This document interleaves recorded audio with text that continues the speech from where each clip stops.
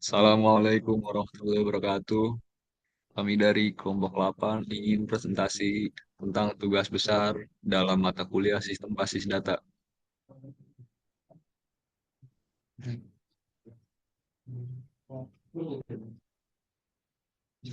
Perkenalkan, perkenalkan, nama nama saya saya Rahmat Sabili. nama saya nama saya Ruben Omare. Saya dari Warga Dikari. Saya Adrian Ardianto.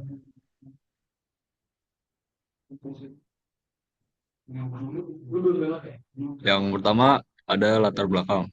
Ramayana adalah salah satu perusahaan retail terbesar di Indonesia, menawarkan berbagai produk mulai dari pakaian hingga kebutuhan sehari-hari. Pengelolaan data manual untuk ribuan produk dan ratusan ribu transaksi bulanan menjadi tidak efektif dan rentan kesalahan. Oleh karena itu, diperlukan sistem basis data yang efisien untuk mengelola informasi produk, transaksi pelanggan, dan pemasok. Sistem ini akan mencakup pengelolaan produk dengan informasi kategori, harga, stok, dan deskripsi, pengelolaan transaksi dengan pencatatan detail produk, harga, tanggal, dan pelanggan, serta pengelolaan data pelanggan dan pemasok, termasuk kontak dan histori transaksi. Sistem basis data ini akan meningkatkan efisiensi operasional, mengurangi kesalahan, dan mendukung analisis data untuk keputusan strategis.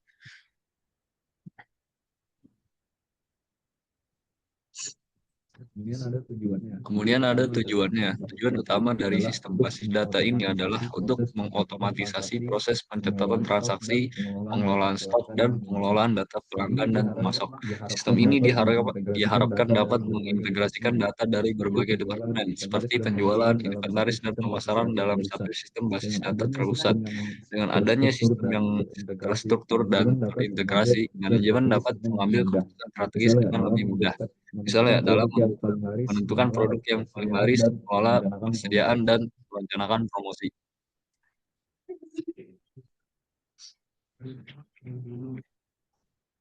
Kemudian ada manfaat. Kemudian ada manfaat. Manfaat dari implementasi sistem basis data ini meliputi efisiensi operasional, keandalan data, pengambilan keputusan yang lebih baik, pengelolaan persediaan yang efisien, peningkatan kepuasan pelanggan, dan penyediaan laporan yang lengkap. Efisiensi operasional dicapai dengan mengurangi waktu dan usaha yang diperlukan untuk pengelolaan data. Keandalan data terjamin dengan mengurangi kesalahan pencatatan dan pelaporan informasi yang akurat dan real-time, membantu manajemen dalam pengambilan keputusan strategis serta mengelola persediaan dengan lebih baik, mencegah kekurangan atau kelebihan stok, dan mengoptimalkan pengelolaan gudang. Yang selanjutnya ada perancangan sistem. Yang pertama adalah PRD Chain, Entity Relationship Diagram atau PRD. Model chain adalah metode untuk memodelkan data dalam sistem basis data. Dikembangkan oleh Peter Chen pada tahun 1976.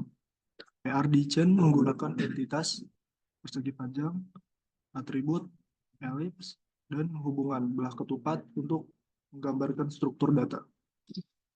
PRD Chain membantu memvisualisasikan struktur data dengan jelas dan memfasilitasi pemahaman dan komunikasi antara pengembang dan pemangku kepentingan.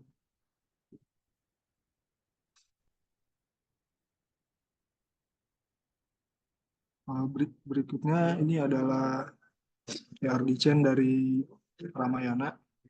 Entitasnya ada detail transaksi, pembayaran, transaksi, produk, merek, kasir, pelanggan, dan kategori.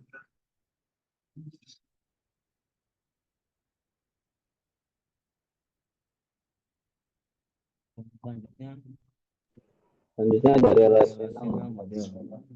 Model ini terdiri dari data transaksi, pembayaran, transaksi, produk, merek, kategori produk, pelanggan, dan kasir. Data transaksi memiliki relasional terhadap transaksi dan produk. Untuk pembayaran memiliki relasi ke transaksi dan kasir. Untuk transaksi memiliki relasi ke kategori pembayaran, kategori transaksi dan pelanggan.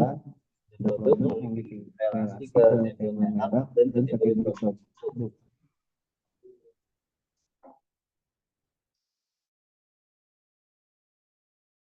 Selanjutnya adalah DDL.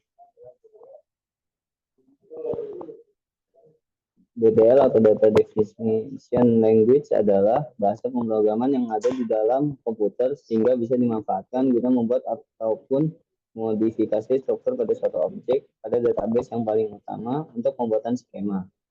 Data Definition Language merupakan kumpulan perintah yang tersedia dalam SQL yang memberikan gambaran terkait desain database dengan menyeluruh. SQL ini juga disebut dengan MySQL.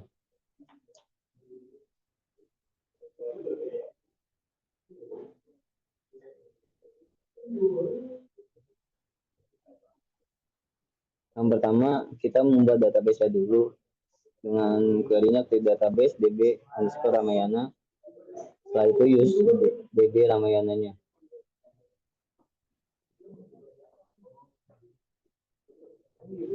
Selanjutnya lanjut ke query untuk perintah DDL. Yang pertama ada tabel pelanggan, primary key-nya pelanggan. Yang kedua ada tabel merek, primary key-nya ID merek. Yang ketiga ada tabel kasir, ID-nya, primary key-nya ID kasir. Yang keempat ada tabel pembayaran, primary key-nya ID pembayaran, serta ada foreign key ID kasir. Selanjutnya ada tabel kategori produk, primary key-nya ID kategori. Selanjutnya ada tabel produk, primary key-nya itu ID produk dan memiliki foreign key kategori ID kategori dan ID merek.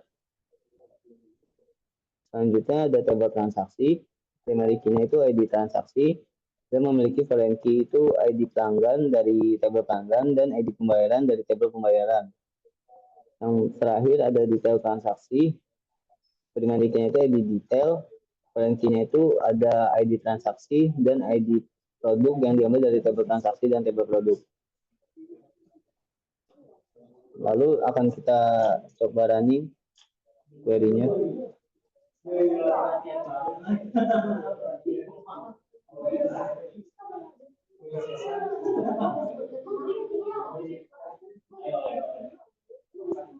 Nah, berhasil semua.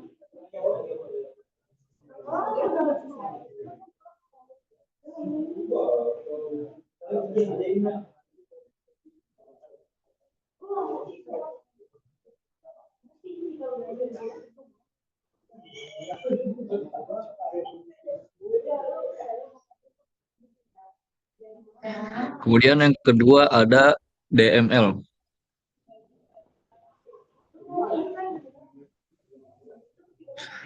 Data Manipulation Language atau DML merupakan sekumpulan perintah yang dipergunakan dalam pengelolaan database seperti menampilkan, menghapus, menambah, dan membuat baru. Adapun perintah utama yaitu select, insert, delete, dan update. Perintah DML dipergunakan untuk melakukan manipulasi database seperti memasukkan data ke tabel database, memodifikasi data pada database, dan mengambil data yang telah ada pada database.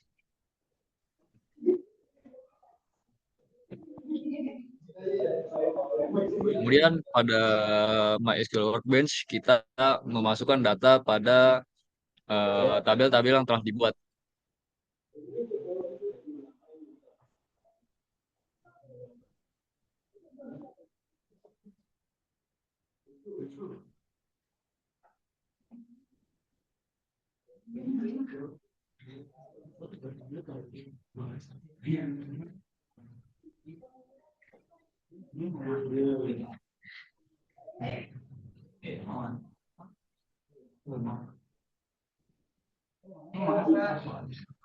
Lalu setelah di running maka akan muncul output bahwa pemasukan data sukses.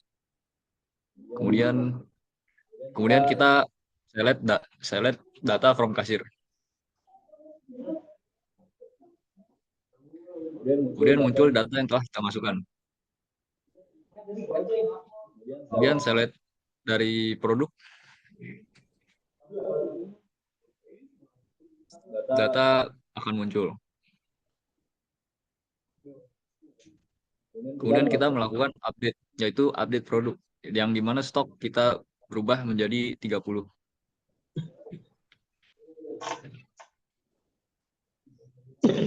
Kemudian kita select lagi.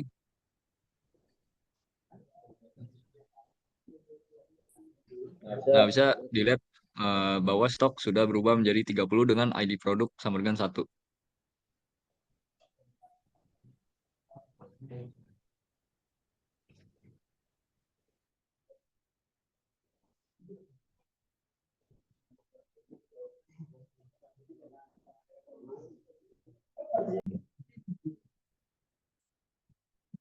Yang selanjutnya ada store prosedur.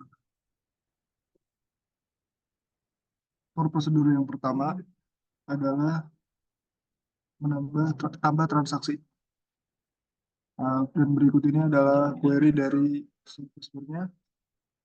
Akan kita run hasil. Kemudian kita akan menambah transaksi. ID transaksi 20. Setelah berhasil kita tambahkan, kita akan coba cek di tabel transaksi. Dengan ID 20 sudah muncul di tabel.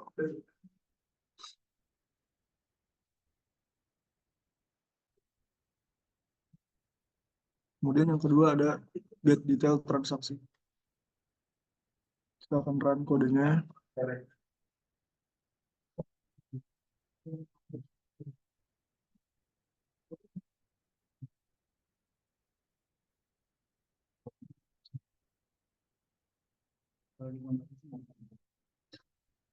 Kita akan run ulang.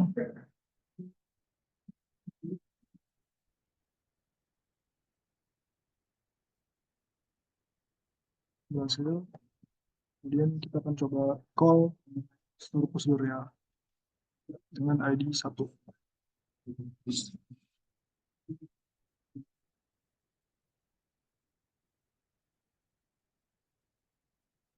ID pelanggan 1 ini adalah detail transaksi dari ID pelanggan sampai dengan 1.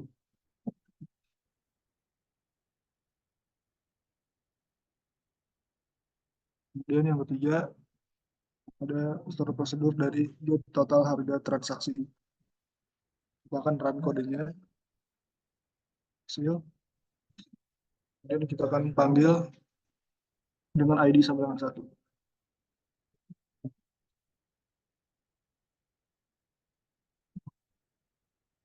Coba ganti.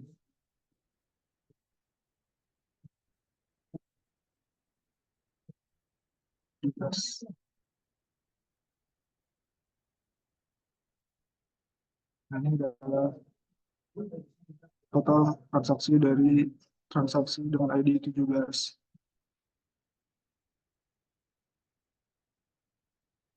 Kemudian ada update stock. Kita akan langsung run kodenya.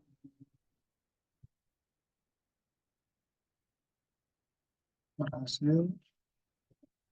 Kemudian kita akan mencoba menambahkan transaksi.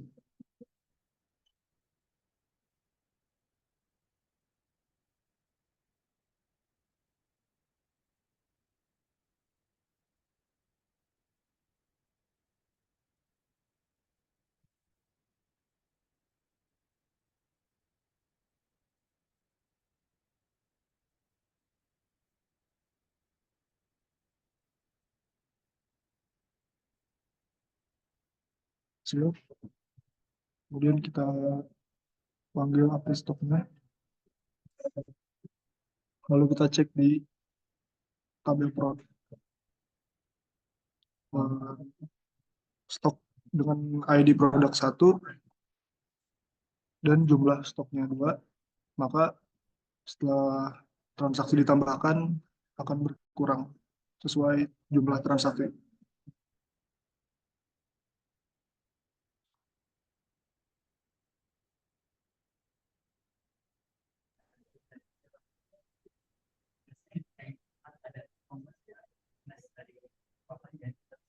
Selanjutnya ada trigger.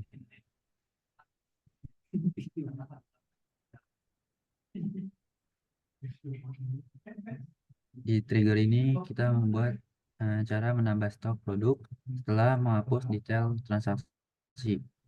Dan ini adalah query triggernya. Kita coba running dulu.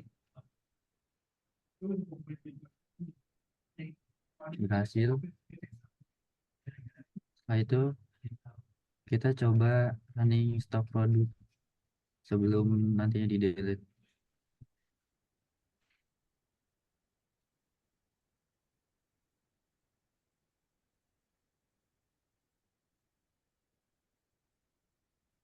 Nah, ini sebelumnya. Kemudian kita coba delete dari ID transaksi yang bersatu.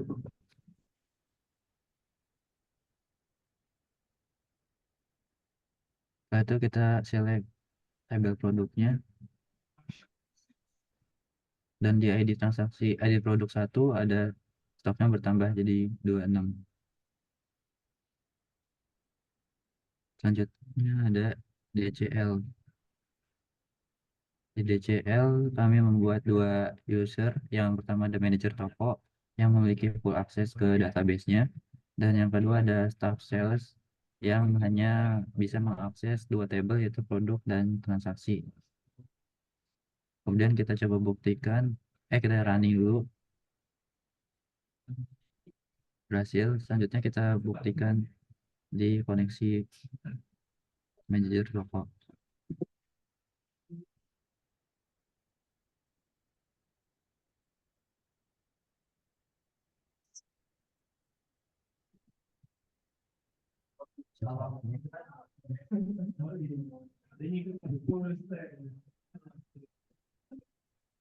Username manajer toko,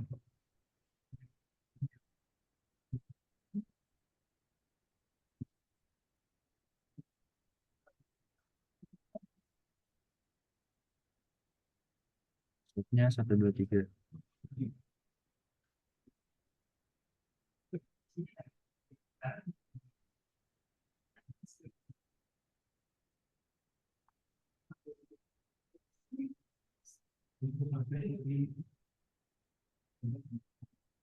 Kita use database-nya dulu.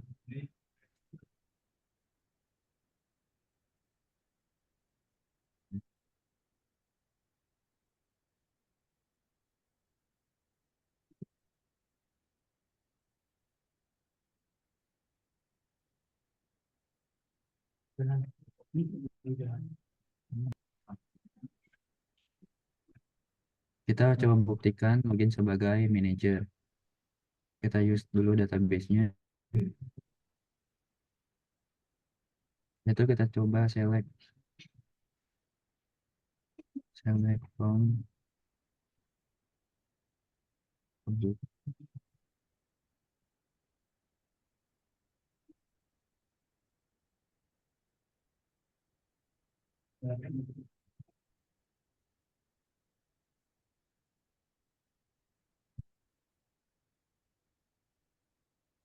Yang kedua ada pelanggan.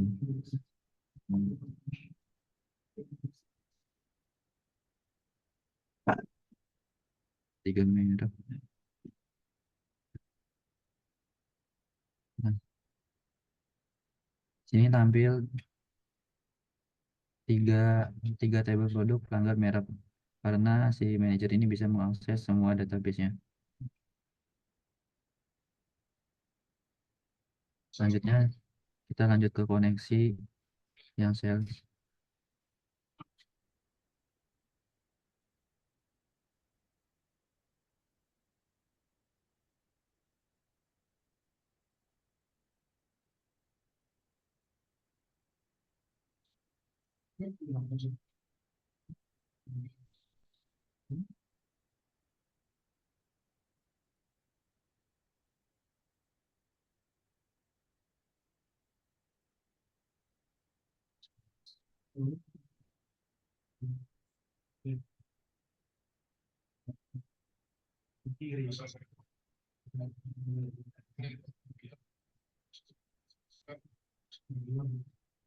Atau di execute.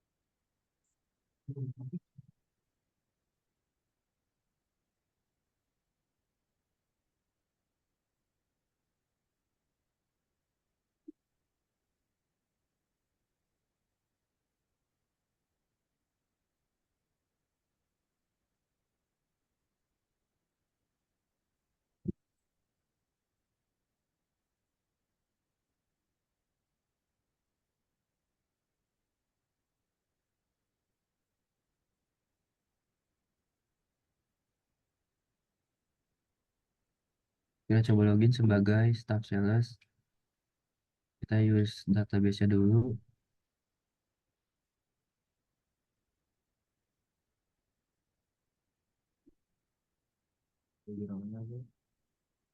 Hmm.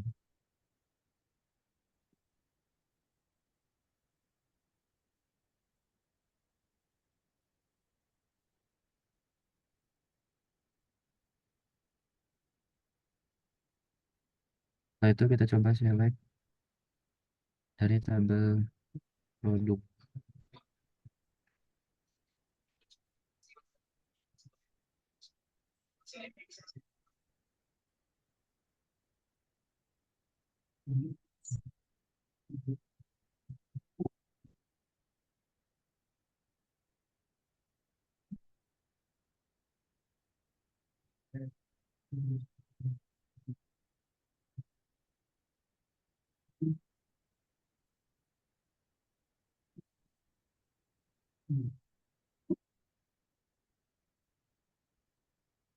Dan juga tabel transaksi.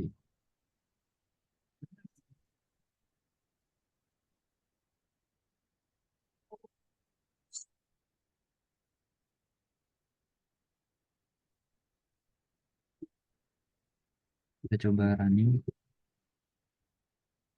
Nanti akan muncul dua tabel produk dan transaksi karena yang diizinkan hanya tabel itu. Coba kalau misalkan kita coba tabel lain selain produk dan transaksi.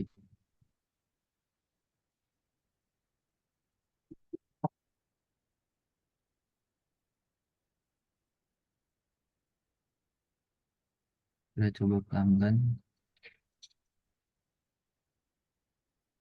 Nah, hasil tidak bisa dijalankan karena hanya bisa mengakses tabel produk dan transaksi saja.